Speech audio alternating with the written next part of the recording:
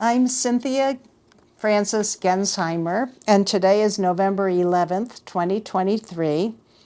I am interviewing Marlene Siegel at her home at Brookdale Park Place in Denver for the National Council of Jewish Women Oral History Project. Marlene, I think we'll start with some background about your family. Can you tell us where you were born? Denver, Colorado. And did you spend your childhood in Denver? No, mostly in Santa Fe, New Mexico. But back and forth, back and forth. And what made your family move back Well, and forth? some of the family, my mother's brothers all moved to New Mexico in the early 30s and started a major drugstore chain. And so a lot of us lived there most of the time, and then or back here some of the time. My grandparents liked Denver in the summer better, so they came here. But we were 5 generations, both New Mexico and Colorado. Did you say 5 Yeah, we're generations? 5 generations. Whoa. So who was the first in your family to come to this region? My grandparents, they were Westerners, and we have no Eastern connection. We're just Western. That's why I have a lot of boots. What were your grandparents' names? Popsy Pick-a-Winner Cohen, he was a professional gambler. And he ran the big games at some of the houses in Denver, and he ran games in New Mexico. He was also a fight promoter. My grandmother knew she had to be in business to support 6 children, so she built the largest drugstore in downtown Denver and trained all her 3 sons to be pharmacists. And they were. And my mother, in fact, became a pharmacy tech, which I only found out after she died and I found her diploma. She never told me. Anyway, they were a very colorful, brilliant family. Her brothers were outstanding business people, and she had lovely sisters, and was a very close family. Was Very, your very close. grandmother an immigrant? No, no, none. No, Where was she born? she was born in New York. Uh-huh. My father was born in Dayton, in Ohio. And my mother was born, I think she was born in New York, but they came to Denver and she was 2 months old. So she never knew New York. We were Westerners. And What was the name of the pharmacy that your grandmother? Cooper Drug, it was in the Cooper building, which was the first building in Denver to be imploded when it was destroyed. And what gave her the idea of starting such a business? I don't know. I wasn't there yet. I don't know. She just knew she wanted a big business, and she was also a real estate woman, and she did a lot of real estate. But she just knew she had to make money you couldn't depend on a gambler's income to raise 6 children. But it was a very colorful family, but they were very close, very, very close, yeah. And all the sons went into the family business? No, that's when they went to New Mexico and started the Payless drugstore chain. They were all pharmacists. They started the Payless drugstore chain, which eventually merged with Walgreens. And it should be noted, perhaps, that second to Charlie Walgreen, the most stock owned in Walgreens was by the Jewish fellows from New Mexico who wore bolos. They never wore ties. And they were the stockholders and on the board of directors for 10 years for Walgreens. Yeah, that's an accomplishment. What was your mother's name? Zelda Zelda. And her maiden name? Cohen. Cohen. Oh, okay, right. Yes, you told us that. Yeah. I'm sorry. Cohen. And was your mother involved in the Jewish community when you were growing up? Very much. Well, not when I was very young, because she was a teenager when I was born, so she was busy, kind of muddling through life. And then there was a war and everything. But when she married her second husband and became very, very involved, she was big in Council, Hadassah. There were not a plethora of organizations for women.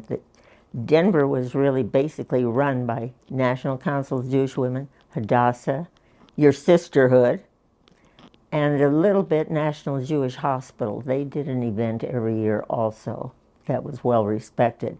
But the gravitas was in the Hadassah and National Council of Jewish Women. And was there overlap in the memberships? Oh, totally. Everybody was a member of both. Everybody. And the events were huge. A Hadassah donor was huge. A National Council of Jewish Women installation was huge. And all the society editors came when I was installed. It was a big deal in those days, but it served the Jewish community much more than it does now. It was really welcomed and respected because it was serving the Jewish community.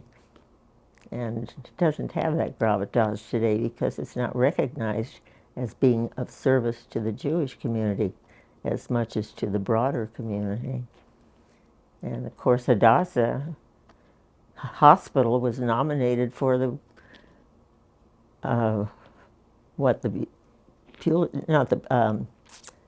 the prize. Oh, they gave it to Obama instead.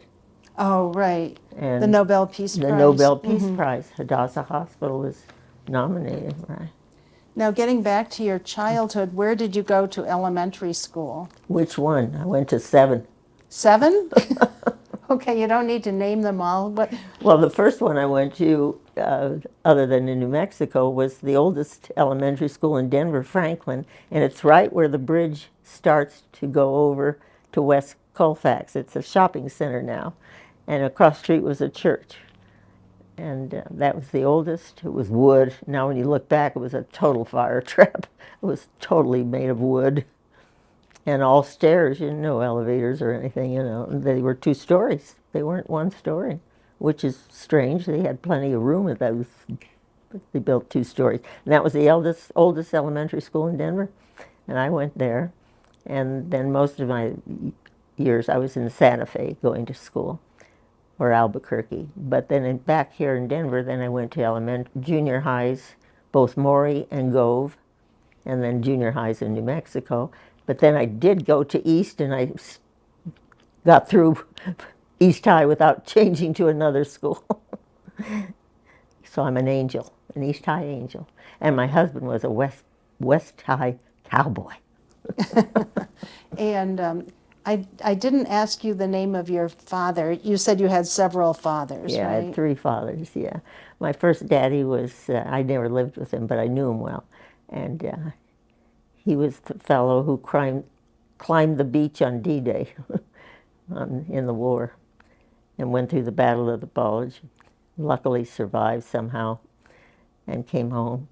And that was, and then I actually grew up and was married under my second father's name. I never carried my first father's name. And then my third father who was there for 47 years, he and my mother eloped. And he was wonderful, and he started a very big business here in Denver, very successful. And he was very brilliant and very interesting, yeah. He went through the war also.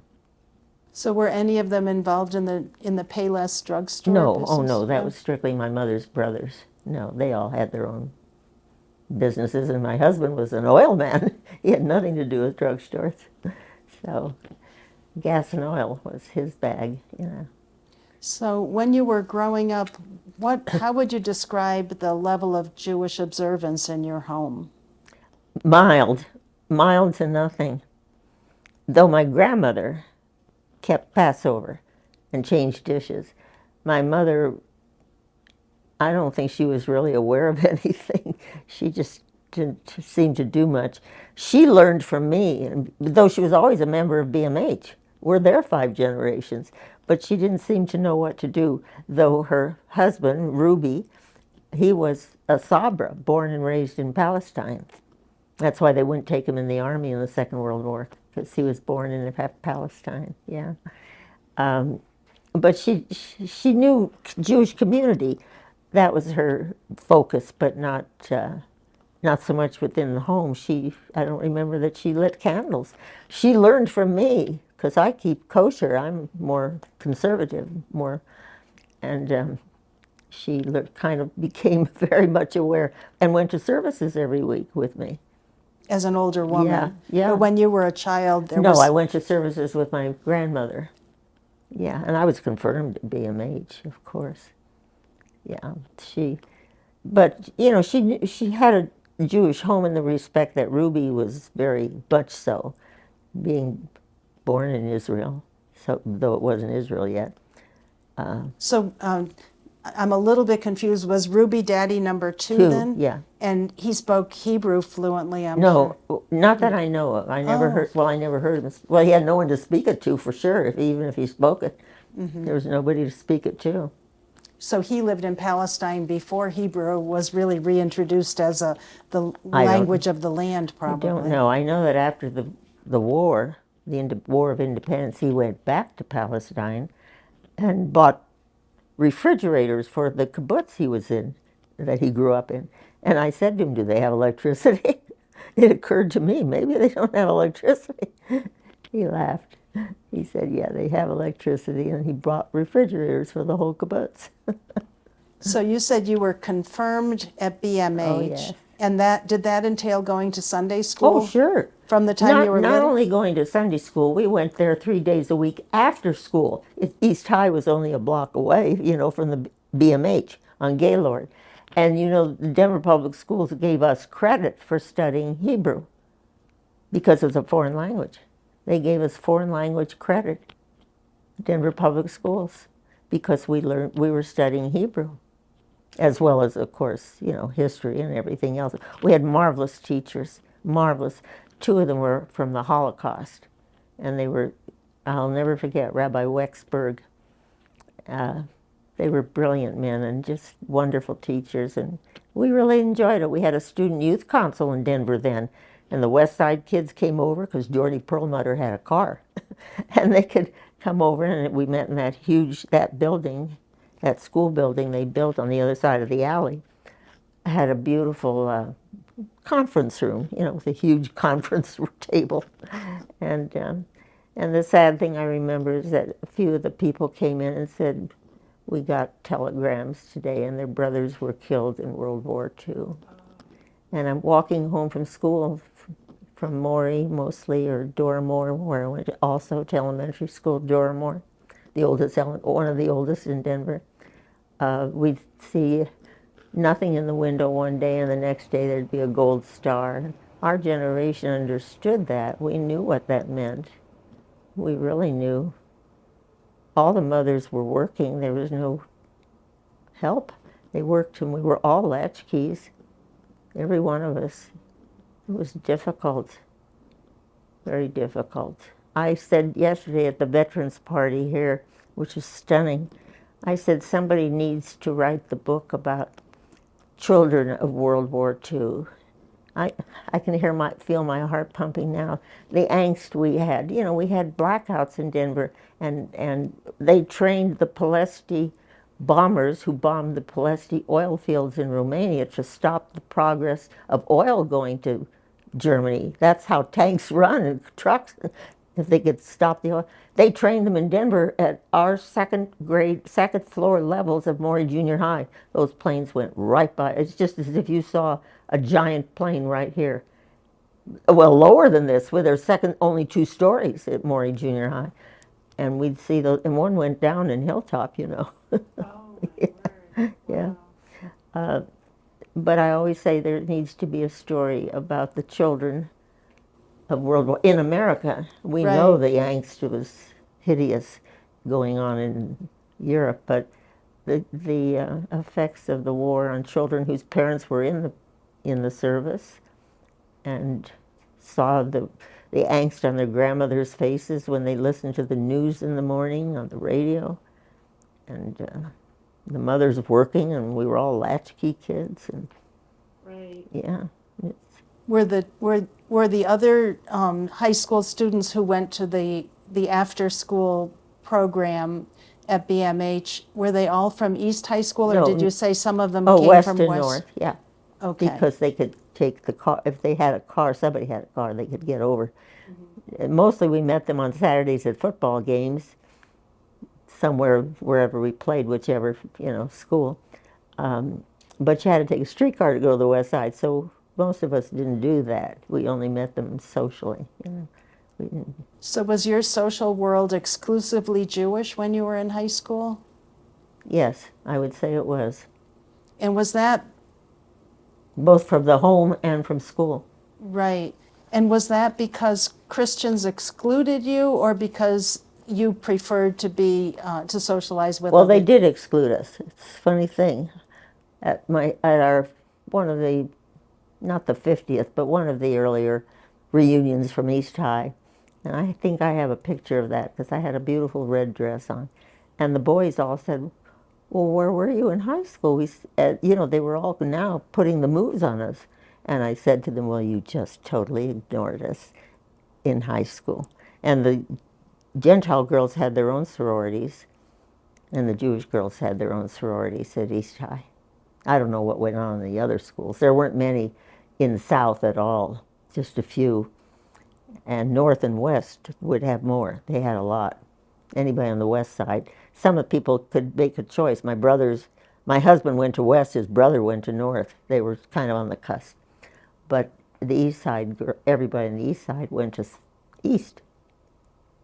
And the boys all went, the most of them went east to college. Now, I don't remember. A lot of the girls went to California, and I stayed in Arizona. It was home to me to be in the Southwest. But a lot of the boys went to Yale, Harvard, Cornell. They were smart. East High was kind of very well known in the university circles because it produced extremely elegantly educated children. So you felt you got a Yes, top-notch you did. education. Yes, you did at East High. For Yeah. that era, for whatever, you still had to sew a skirt and sewing, which was awful. I had the same experience. Homemaking class. Yes, home Yeah. ec required for Right. girls, We right? made skirts. We did too. So to be confirmed, did you have to take a special exam or prepare a paper or anything? You mean or- at BMH? Mm-hmm. No, we were just educated in 3 days after school, every day, 3 days a week, plus Sunday school. Yeah, and Rabbi Kavar was the rabbi in town, and he was head of it. No, we were well educated. And were there women teachers Oh, also? sure. Oh, sure. I didn't remember having. Yeah, no, yes. Mrs. Ginsburg, in fact, was very famous. She died a few years ago, but her daughter's still here. She was one of the teachers. Yeah. Yeah, it wasn't ultra, it's modern Orthodox. Right. And We then, always had mixed seating in a parking lot at BMH, always. so where were you living when you were in high school? What was? 26th and Cook. Okay. And that was not a exclusively Jewish No, not at neighborhood all. then? Well, next door became Jewish, but not at first, no. Down the street on 26 was very prestigious, and the Miller Stockman family lived there. But no, it wasn't a Jewish neighborhood. It was just a mixed neighborhood. But aside from social exclusion, not being invited to the Christian girls' sororities, for instance, did you experience anti-Semitism while you were growing up, either here or in New I Mexico? didn't personally, but my mother bought a beautiful home in Crestmore, number 3, I remember it. And the name Ruby didn't tell anything. But when they found out it was a Jewish couple, she and her husband, they made it very uncomfortable, and she sold the house. We never moved in. About what year was that? 40, wait a minute, maybe 42 or 3 or 4, somewhere in there.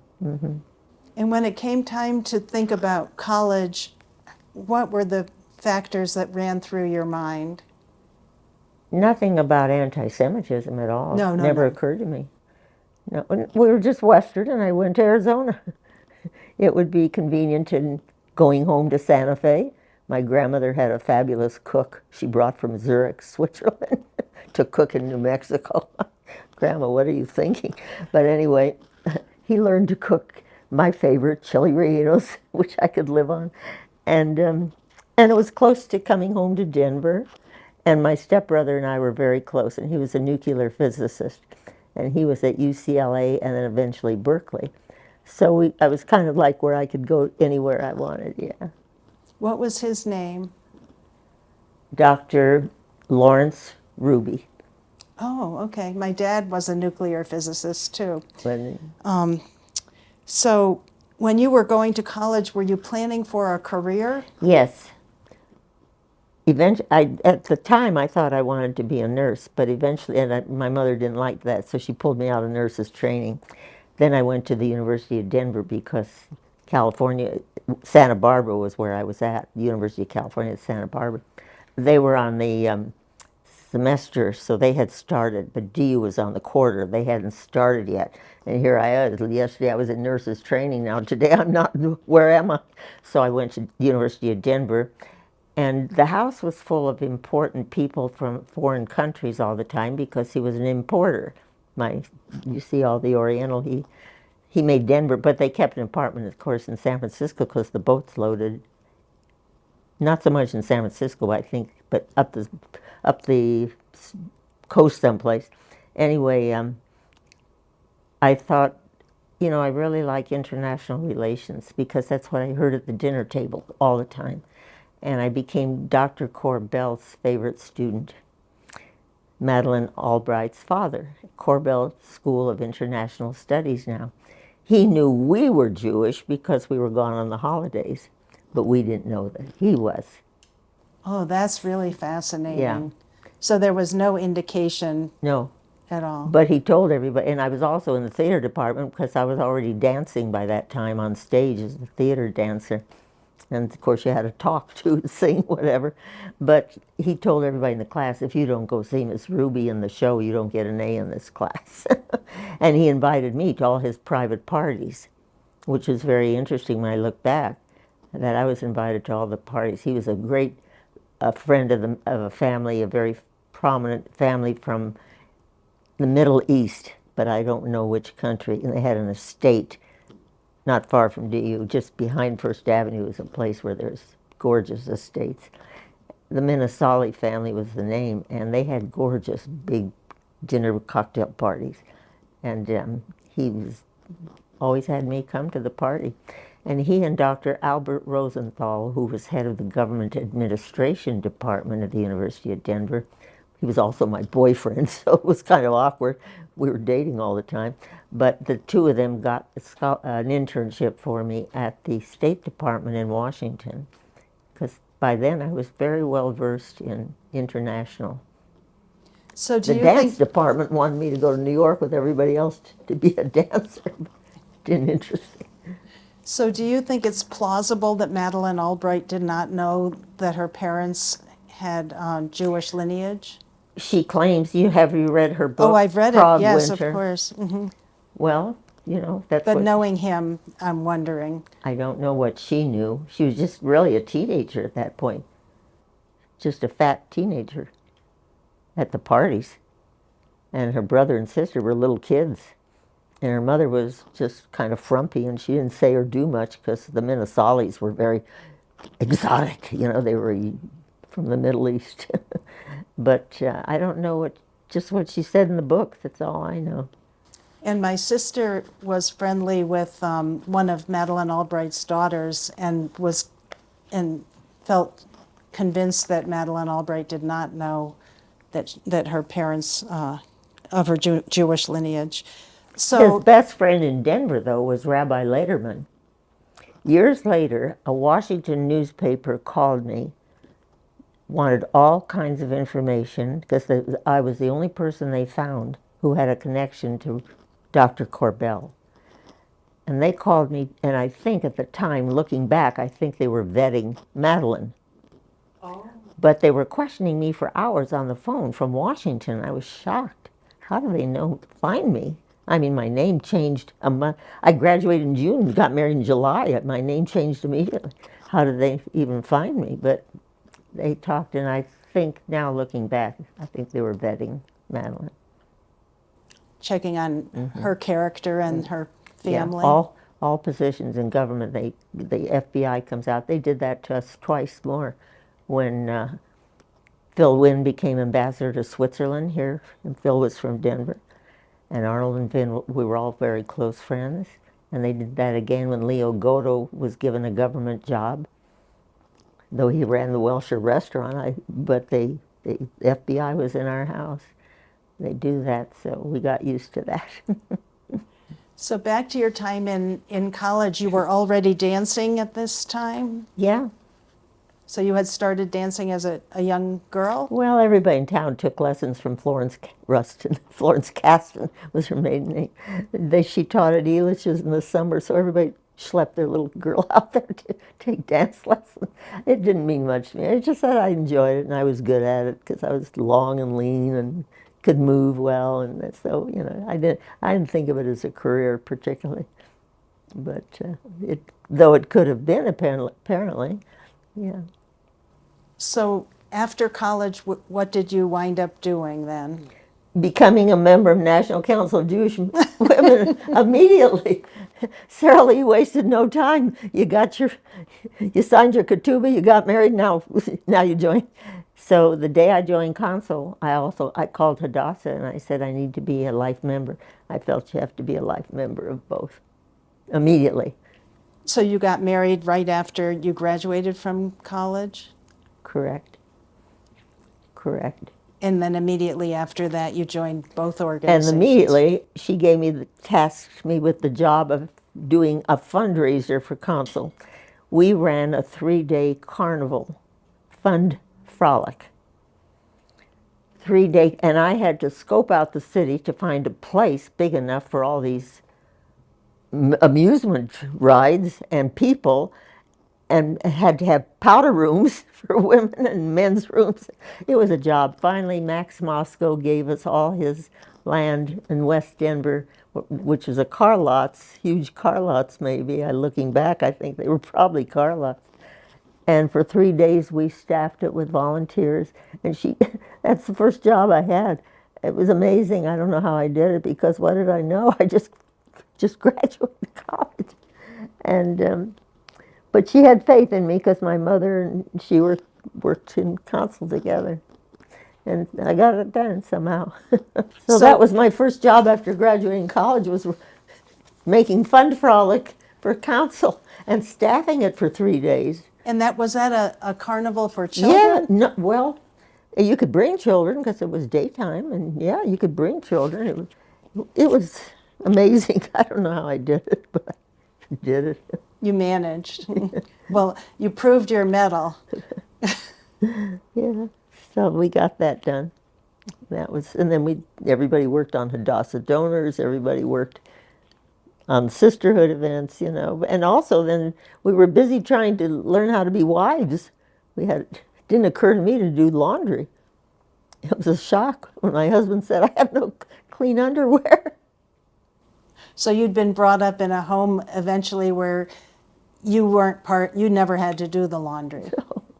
It went down a chute, and then it appeared back up in the drawer closet. And my husband said, "I have nothing." I looked in the chute; it was packed like a sausage with laundry. So that was funny, but and then a year and 9 months later, there's a little 9-pound baby. Then you're busy taking care of a house. We didn't have commissaries. You started dinner in the morning. You know the drill.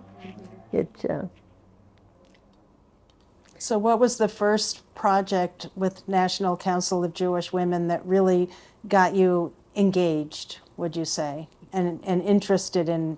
Well, we didn't have a lot of time for a long time, but eventually, even when the 2 boys were in elementary school, then children's theater took over your life, because that became really very time demanding, But we did that. We stored well, she told you, I'm sure, or Barbara will.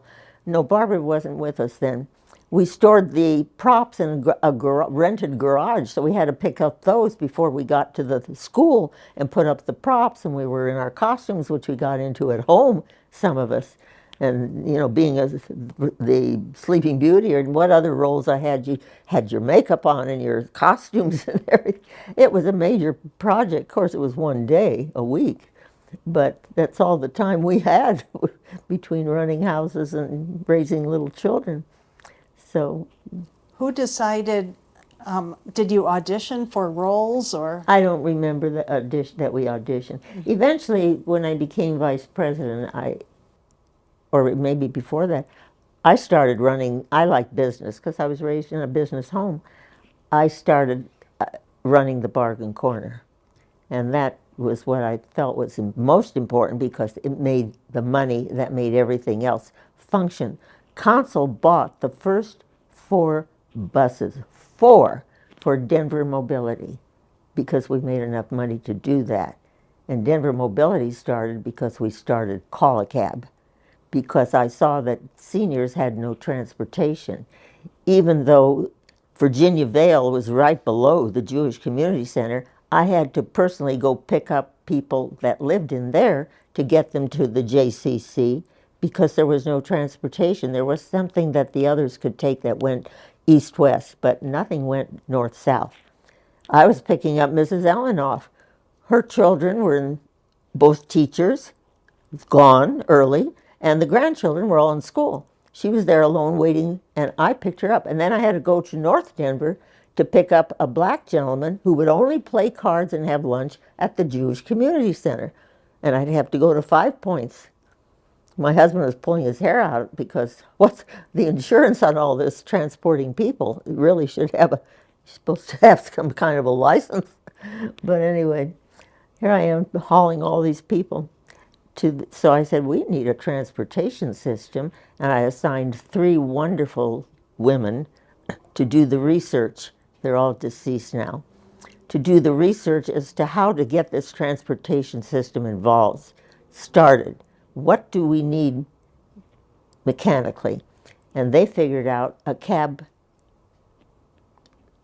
like Call a Cab, a system where you had cabs doing what mothers do all the time. Drive children to school. We were going to drive seniors to locations. But who were the drivers? The cabs. Oh, you called cabs for them? Call a cab.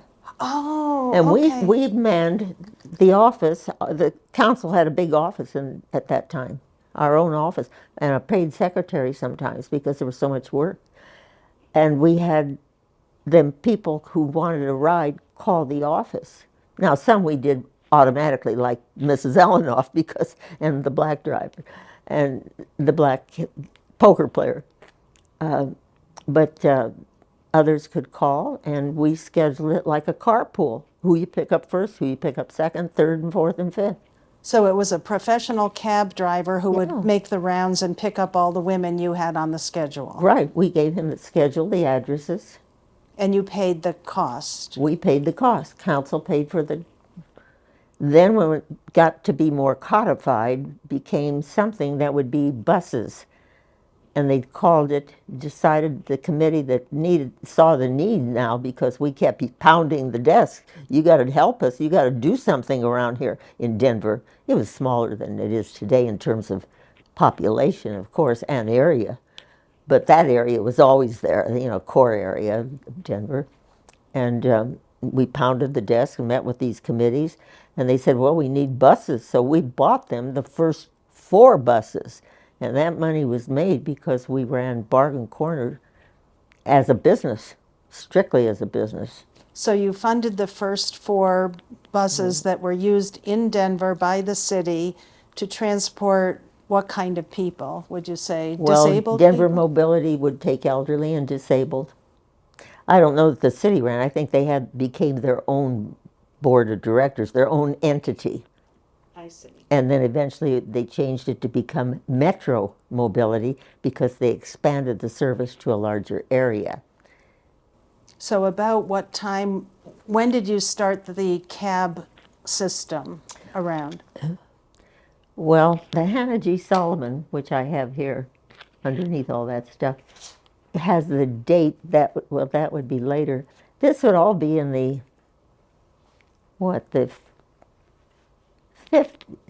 probably in the late 50s, 60s. Okay. And tell me about how you made the money to finance the cabs. At Bargain Corner. Bargain Corner. Tell me Which was a about that. totally great business. Donated merchandise, then sold to the public.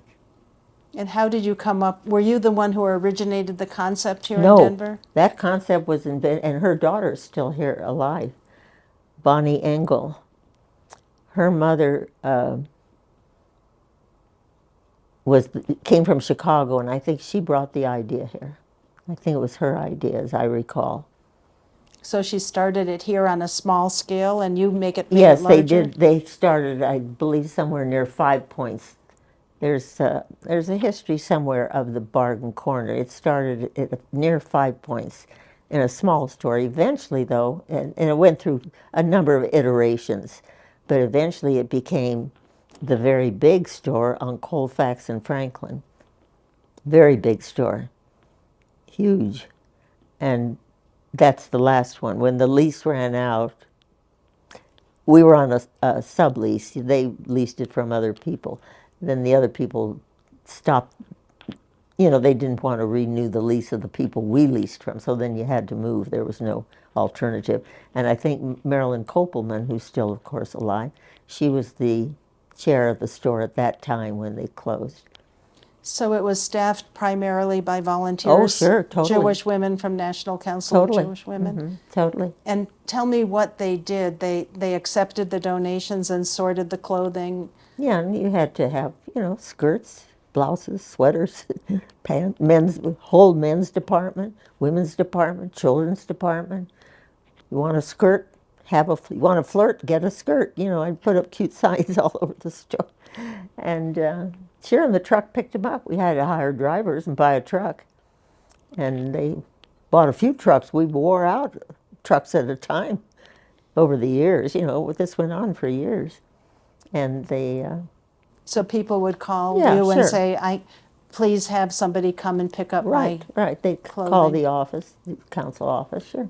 And it was mostly clothing that you accepted? Oh, everything. Oh, tons of furniture, huge furniture department, appointments, all these lamps would be, this kind of stuff. Sure. So what role did you play? I was managing the whole thing and investing the money. I was running around investing it at higher interest constantly to get more money.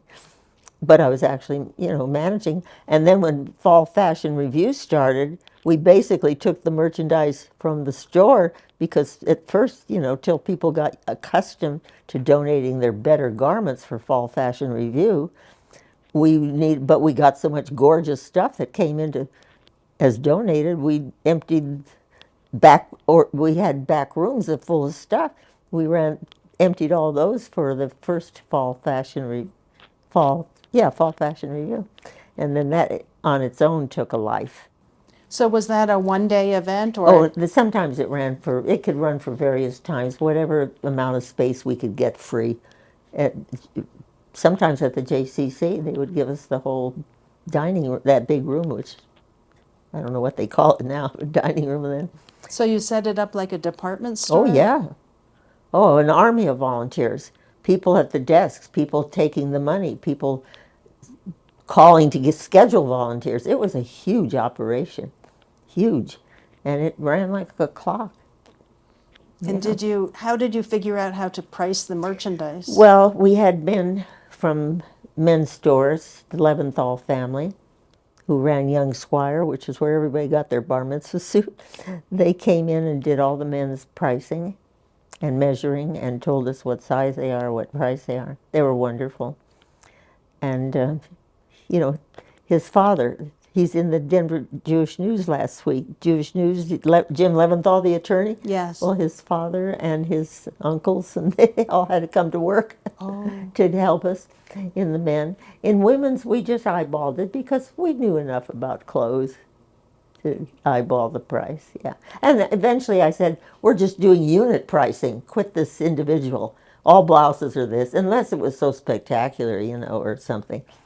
Designer stuff, and then the designer stuff we began to realize we're going to put away for Fall Fashion Review, the designer sale, which was separate from Bargain Corner.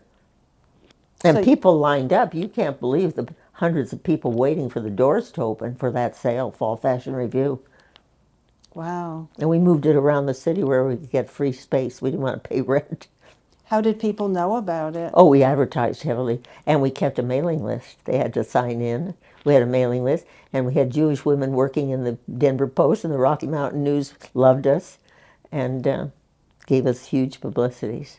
Oh, that's great. Yeah, plus they got a card. The people that signed in got a card. And how much did you make per year through all of these different clothing sales and Well, furniture sales? I remember very distinctly the price of 1 year at Bargain Corner was 46,000 clear. That was after all the expenses from the truck and the accountant. You had to have an accountant, and he's still around. He was wonderful, and manager and rent. So you had to, clear all that, and then. But I remember I cleared 46 1 year, and the other years probably close to it. But I was really running around to banks all the time, changing to get more interest. I was determined that I'm going to squeeze every penny out of this operation. So was that in the 1960s or 70s? Well, the store was probably in the 70s. I think in the 70s. And so what's the level of volunteer commitment? How many hours a week would a woman spend? Well, whatever she could. The best one, Madeline, she was there all the time. And her children her three gorgeous girls were pretty grown. So she was at the cash register. And we had a chair at the store also. Well, I was the chair. That's why I was running it. Yeah, I wasn't a vice president at that time. Vice president is. I wasn't a vice president. I think I don't recall being a vice president. I was a vice president in Hadassah. I just went from a chair to a presidency. Do you remember when you became president? I really don't. The year, it was probably in the late 70s. And how long did you serve? Well, one term is 2 years. Yeah, That was standard. Yeah, that was standard. Yeah, that was. Was that a fulfilling time for Oh, you? sure. Council had so much energy and gravitas then. People respected it so.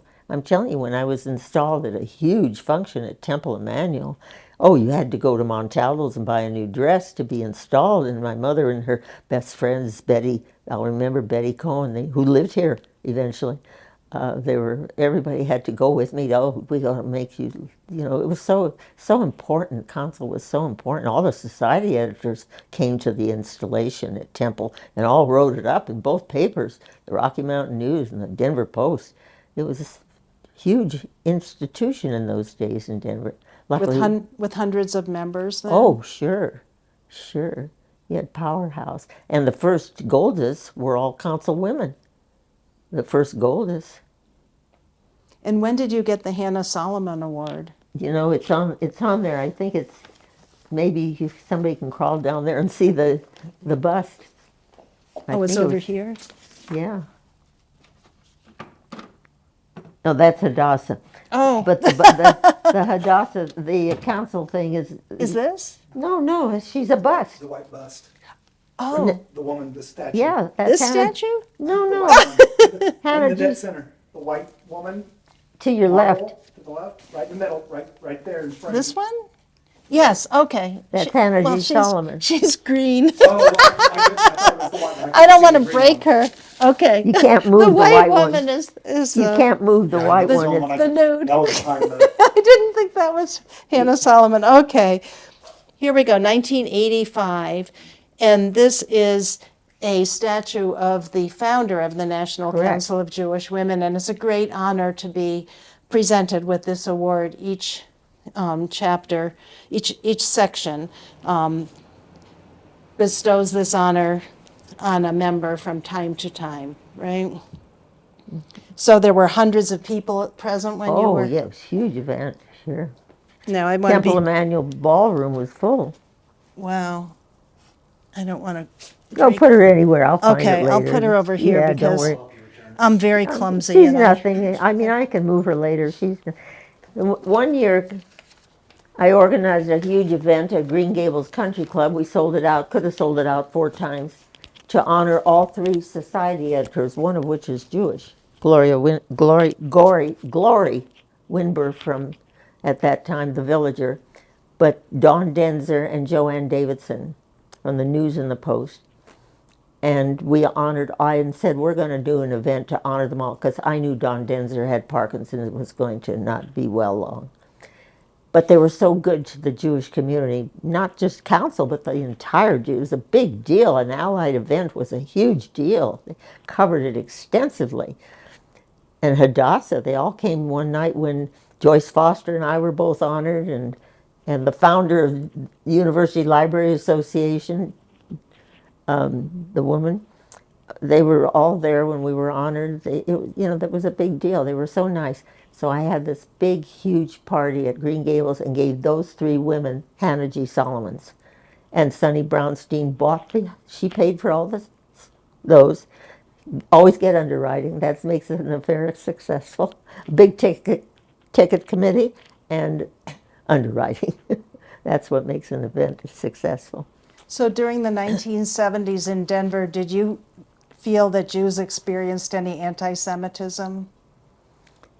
I don't recall any Right. particular. As a child, one of my girlfriends in elementary school or junior high, her father was a very prominent pediatrician with a lot of Jewish clients probably. But he said to her one day, "You can't play with that girl, she's Jewish." And she told me that her father said that, and my mother spread the word around town, and half of his clientele quit. He was an anti-Semite. Well, of course it was in Denver. It was obvious. The Ku Klux Klan told the Red Dot Oil people, if you don't get rid of that Siegel man, he's Jewish, we'll burn your company down. So they gave my father-in-law a truck and a horse and a wagon and said, go start your own oil company. And he did. That became the Siegel Oil Company. Well, in the end, it worked out well for him then. Yeah, but, scary times in Denver. You saw the pictures of the Ku Klux. Of course, right. That was terrible. So as an adult, would you say that you already said that you created a more observant traditional Jewish household? Well, my husband was born and raised in the Hebrew Educational Alliance. Oh, okay. See? And that made a big difference. And then our eldest son became very religious, very concerned, and he went to Yeshiva University, New York, to train to be a rabbi. And while he was in Israel studying at a yeshiva, the Yom Kippur War broke out. And that's when he was there during the war. And I said, if God brought my son home alive and well, I would keep kosher forever. Wow. So now would you describe yourself as a traditional Jew? Just modern Orthodox, just Okay. traditional, just. Right. So did you ever, when you were president or otherwise, did you attend any NCJW conventions? Oh, sure. New York, California, sure, So absolutely. were these national conventions that you attended? Oh, very much, sure. Did you ever absolutely. think of running for office on the national level? No, it never occurred to me. And I have a list of questions I'm supposed Sure. to ask you. What about NCJW appealed most to you, would you say? Well, in those days, we knew it was not fundraising. It was primarily service to the community, always to meet an unmet need in the Jewish community. And it was just expected. It was like having breakfast. You better join National Council of Jewish Women and Hadassah, and later on when you start becoming older and you go to become affiliated with a synagogue or a temple, then you go in the women's league. It was just de rigueur. Right, right. In terms of looking back at everything that you did with NCJW and everything that the organization has done during the time of your involvement, what makes you most proud, would you say? Well, that it never veered from its course. It stayed true to its original, and also the history of the fact that it was the oldest Jewish women's organization. And Denver started when the Nationals started. Right. So that always made you feel kind of special because you were firstborn. Right, right. Somebody from Denver was present in 1893, Carrie Benjamin. So, who are the NCJW members who've impressed you most over the years here in Denver? Well, in my generation, of course, it would different than the generation I saw above me, which is my mother's generation, where they were meeting all the Holocaust survivors at the train and bringing them home for dinner. So I want to hear about that. yeah, well, that's what of course, we were school children. I was a schoolgirl, but I recall that the women went and found an apartment and they staffed it or filled it, with all the utensils you needed to cook with and whatever. And they met them at the train and brought them home and started them. And I remember my father would give them cash so they'd have some money to take because he didn't know what council gave them money. He didn't know, and they didn't actually. And so they ate at our house a lot. I remember that. But that generation was different than, of course, my generation would be with Doris Lackner and Right, we'll get to that, but who were the women here in Denver most involved with settling the refugees from the well, Holocaust? Sarah Lee Pollock and her daughter Celeste. You could talk to her. Celeste Gordon. Her husband died last year. Celeste would well remember. Her mother was powerful. Sarah Lee Pollock was a powerful, brilliant woman, brilliant. And Mary Jacobs. I can't remember all the names. I can see their faces, but I can't remember all their names anymore. Do you remember what it was like having a refugee family sit around your dinner table in an evening? Yeah, they didn't speak good English, but luckily everybody spoke Yiddish. My mother and Ruby, they all spoke, and I speak good. I'm good at Yiddish, not Hebrew, but Yiddish. So they conversed easily in Yiddish, not a problem. And some of them spoke pretty good English. They'd picked it up along the way somewhere, enough to make, yeah. And they'd get settled, and then many of them years later when they would die, you'd find that they left a legacy to council. Oh, That happened very often because that was their first exposure in Denver was National Council of Jewish Women. wow. Yeah. That's a very powerful They'd reminder. leave a lot, and a lot of them became very successful and left a lot of money for council. So were any of the council women involved in the refugee resettlement movement German speakers? Possibly. I don't know. Possibly. It's interesting that the refugees were able to speak Yiddish. Yeah, a lot of them could. Wow. A lot of them could speak Yiddish. So they were helped for a while until they could get on their Yeah, feet. wherever they came from, I don't know. I don't remember. But they were very grateful. I remember Are there any that. families you remember in particular? No, but one family later on, I mentored the children and became very close friends with the daughter, whose husband became the guy who invented the telephones you have today. He worked for Bell Telephone at that time, and and they were refugees from the Holocaust, and they started out at our dinner table, but then they, had an apartment eventually. And the daughter and I became very close friends, and even as we were married women. Isn't that nice? What's Yeah. her name? Do you I you can't don't remember it now. No. That's okay. A long time ago. So in terms of your own life, what kind of a difference has NCJW made in your life? Well, it gives you an identity to your people. I think it gives you a great sense of identity and a great purpose in life, especially when you're young and kind of needed more purpose than just making dishes and diapering babies. I'm interested also, I know that you're a great dancer and a I lover. was.